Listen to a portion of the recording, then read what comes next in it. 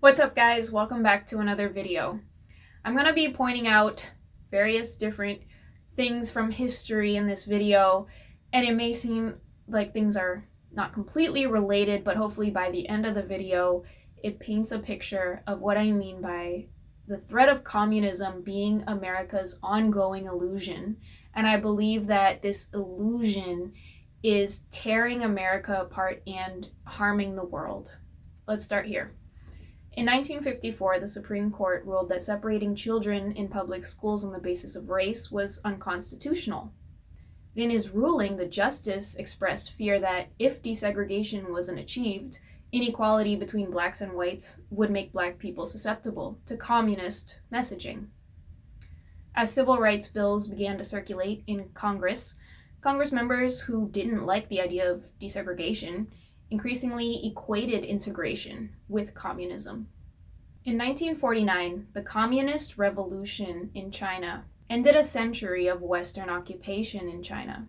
A million-strong peasant army led by the Chinese Communist Party overthrew China's old ruling classes, who were supported and armed by the United States. The American elite had made off with fortunes from illegal opium trade and other exploits. But suddenly, despite such aggressive occupation of foreign land, they suddenly packed up and left. As the red noose tightens around Shanghai, nationalist reinforcements are rushed into the city, whose mayor has declared that if necessary, it will become the Stalingrad of China. But in the beleaguered metropolis, it is two-way traffic. Troops enter, and last-minute evacuation takes place from the American Shanghai school. The original enrollment of 500 has been reduced to 100, the others having fled before the communist menace. Many of the children born in Shanghai are returning to America for the first time as means of evacuation become slimmer by the day. In the last frantic flight, there are few age groups that are not included. Young and old join in the hectic rush of clearance formality.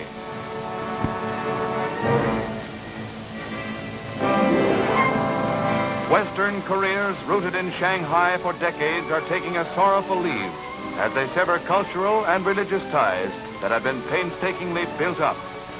The SS General Gordon, steaming down the Wangpu River, may well be the last ship to leave Shanghai. The first American to enter the opium trade was John Jacobs Astor in the 19th century. The Astor name lives on today in British conservative politics. By smuggling Turkish opium into Canton, or present-day Guangzhou in China, he became America's first multimillionaire. Several other now household names would follow suit. The Forbes family, the Perkins family, the Delano family, as in President Frederick Delano Roosevelt, FDR. His grandfather, Warren Delano Jr., made a fortune in China with opium smuggling. Of course, it was hush-hush. So in the 1800s, the opium trade began. Now, in the first half of the 20th century, Americans physically occupied parts of China, having claimed an American concession in Shanghai, where the French, Germans, British, and other imperialist powers had all scrambled for their concessions. These foreign powers set up their own postal systems so that Chinese customs wouldn't check what was going in and out.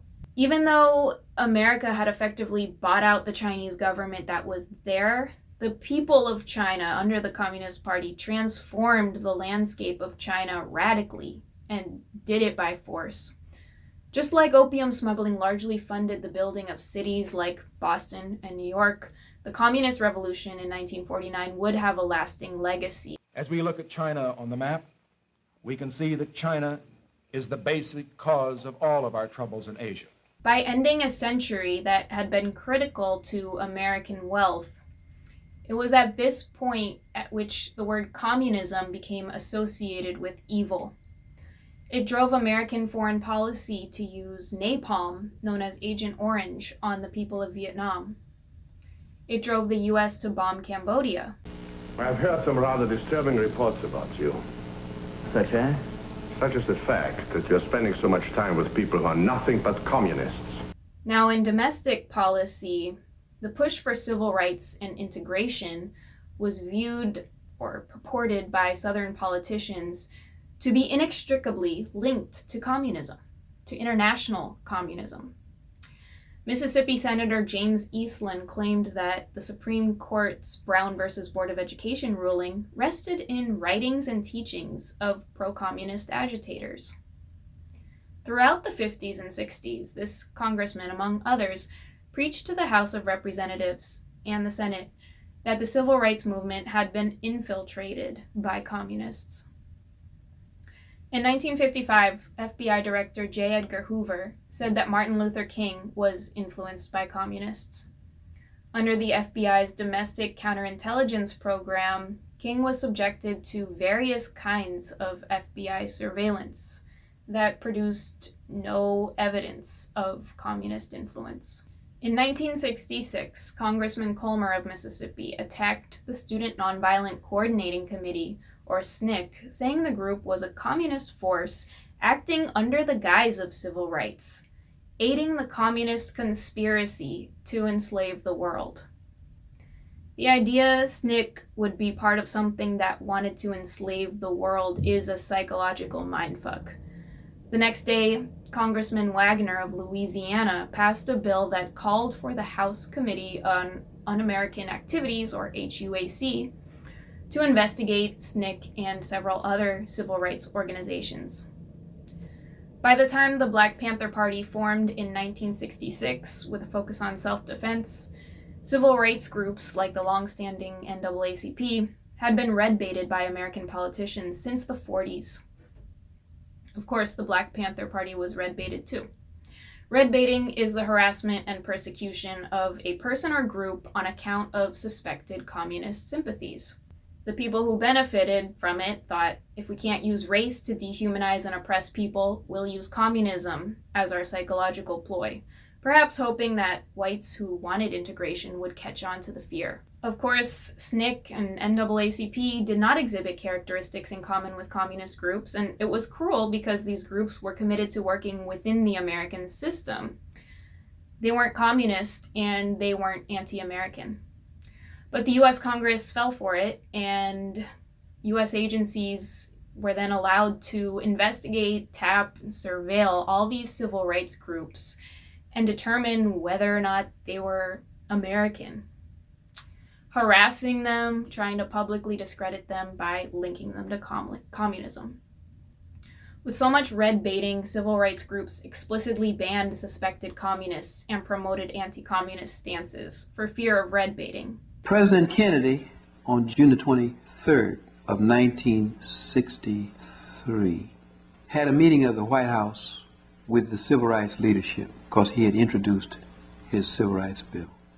He took Martin out on the White House lawn and told him that his relations with Jack Odell was jeopardizing the passage of the civil rights bill. He told Martin that I was a number 4 communist in the United States. Martin said, well, I want to see the documentation of that. He said, okay, we'll set up for you to see it. This is what Martin reported to us. Kennedy's rationale was that Strom Thurmond and some of the Southern Democrats were getting ready to make an issue of who Martin's connections were that they considered communists. Jack Odell being on the staff and Stanley Levinson as a confidant. Kennedy said to Martin, according to Martin, that if they made that a public issue, he, Kennedy, would not support the civil rights bill.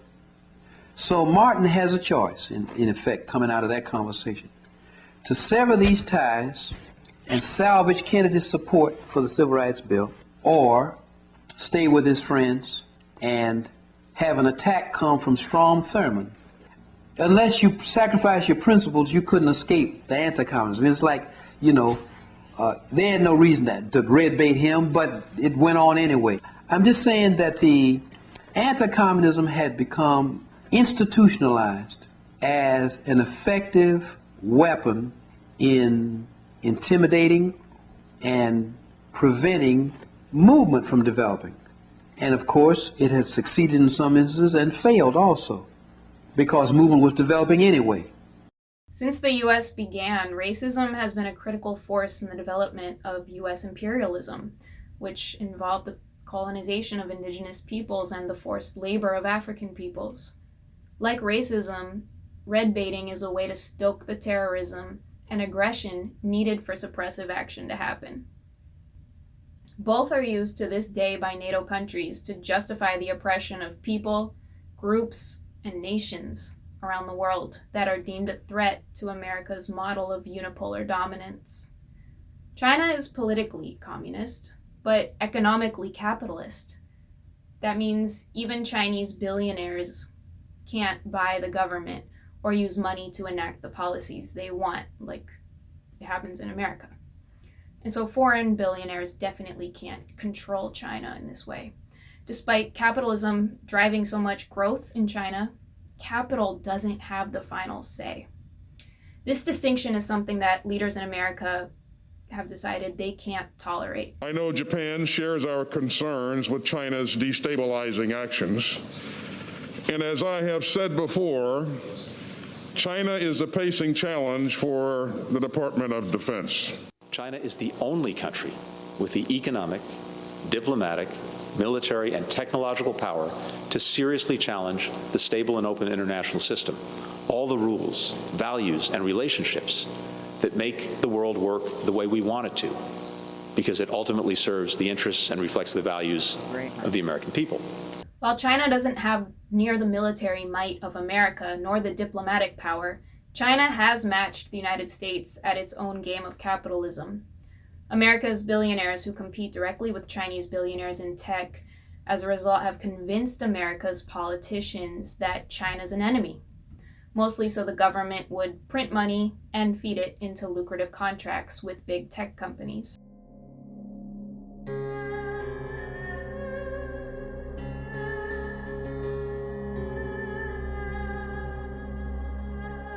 One of the things that's been most disturbing recently is the way in which this hostility, these attacks on China that are made in the media and by the government have been directed by the Trump administration. But again, this is one of these bipartisan initiatives against scholars and students and programs in American academic institutions that have been designed to promote greater knowledge and understanding between American and Chinese people, and to give American students at many, many different levels the opportunity, for example, to study Chinese language, to be able to learn more about China, to be able to go there, and also to welcome scholars, students coming from China to the United States to be part of a mutually beneficial process of educational exchange. But it included, at a new level, a real direct message that American academia was going to be part of this program, part of this anti-China initiative. And it really aimed to control both the production of knowledge and the circulation of information about China in ways that really create a lack of understanding, a lack of appreciation between the two countries. And that document and the policy orientations set out in it were really clear indicators of the direction in which American policy is going. But that's been matched. It's not just a sort of policy statement or theoretical statement. It's been matched, especially in this year of 2020, by a series of very disturbing steps that have been taken. One is the attacks on Confucius Institutes. The Confucius Institute program is a program of cooperation between American institutions of higher education and Chinese partners. It has brought, over the years, it's been running almost 20 years now in various places. It's brought over the years hundreds of teachers to America to work with college students, high school students, even primary school students, to provide some basic education in Chinese language, history, culture, things like that. Our own Confucius Institute here at my school, New Mexico State University, was shut down last spring. For no real reason. We had good enrollments in classes. We were running successful programs, doing a lot of community outreach, providing educational support to the local public and private schools. But it was discontinued, and that's been a real disruption for many students who were developing an interest in things Chinese and Chinese language. That's only the tip of the iceberg, though. Many Chinese scholars and researchers coming to the United States have found themselves targeted by the FBI, subject to investigation. A number have been arrested and placed under prosecution, although many of those cases have fallen apart once they got into court. But the sort of propaganda damage, the headlines in the paper, Chinese scholars arrested on suspected links to military or things like that. These have been very damaging to the atmosphere in academic institutions. Dominance. This is about the U.S. feeling threatened by the rise of China and trying to reassert itself as a kind of single pole power in the world. Now, this is going against the tide. I mean, we know from the economic numbers it's impossible to turn the clock backward. So at this juncture, it's kind of a futile attempt, but it's going to cause real havoc. Because what you see here is this kind of dehumanization of Chinese and all Chinese things. Chinese are liars, Chinese are thieves, and you're starting to see these manifestations on the streets, the attacks on, the elderly Chinese women and men, being pushed down to the sidewalk, beaten, and, people cry out about it, but they don't look at what is actually happening, that it's just so easy for the populists and for these kind of pork barrel politicians to point the finger at China and say, look, it's all justified because they're a threat to the American way of life and dominance. From 9/11 in 2001 through to 2021 today, it's been found that the United States has dropped, on average, 46 bombs a day on foreign soil. China hasn't dropped one bomb on foreign soil in over 40 years. However, the self-determination of nations and of peoples seems to be a direct threat to unilateral control and dominance for America's elites. As the Indo-Pacific region faces acute transnational challenges, such as climate changes and challenges to a free and open regional order, cooperation among like-minded countries is imperative to securing our shared vision for the future. Now, in a much more direct statement, U.S. Secretary of Defense Lloyd Austin has made it clear what he believes one of the main challenges to our free and open regional order is. If you haven't guessed it, it's China. Without giving out any specifics, Austin issued an internal directive at the Pentagon, calling for several initiatives to counter China. In a written statement on the directive, Austin said, "The initiatives I am putting forward today are nested inside the larger U.S. government approach to China and will help inform the development of the national defense strategy we are working on." The directive is based on the recommendation of a high-level Pentagon task force. China has responded to the directive, saying that it is just another excuse for the U.S. to spend more on the tools of war. Playing the China card has become an excuse for the U.S. to increase its military expenditure and build up military strength. And spend more it will. Last month, the Biden administration's defense budget called for the shifting of billions in spending to deter China. More than $5 billion will be spent on the Pacific Deterrence Initiative, which plans to modernize U.S. military assets in China's region by funding radars, satellites, and missile systems. China insists, while the U.S. points a finger at the country, that it isn't the problem, but rather the issue is the attitude of the United States. Some people in the U.S. stick to the Cold War and zero-sum mentality. For the U.S., money isn't a problem. The U.S. prints money. The problem, again, is when capital can't buy control over the rest of the world. China's proven to be a friend, not an enemy, but it wants to be self-deterministic and not controlled by the United States. That's the real threat. It's simply to the American elites. But at what cost does this war on China have to come to the rest of the world?